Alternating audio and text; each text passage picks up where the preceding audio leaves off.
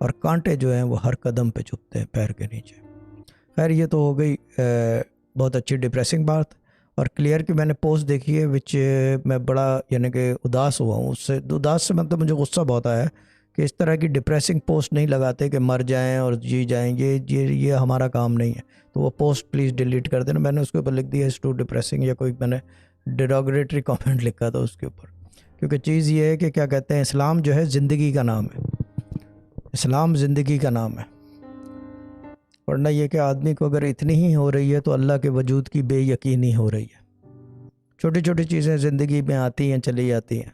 اب مٹھائی والی باجی اب لازمی تو نہیں ہے کہ ہفتے بھر مٹھائی کھائیں, نام رکھ لیا ہے تو نہیں آئی مٹھائی, ٹھیک ہے نا, چینی کھا لیں. اللہ تعالیٰ always creates a replacement.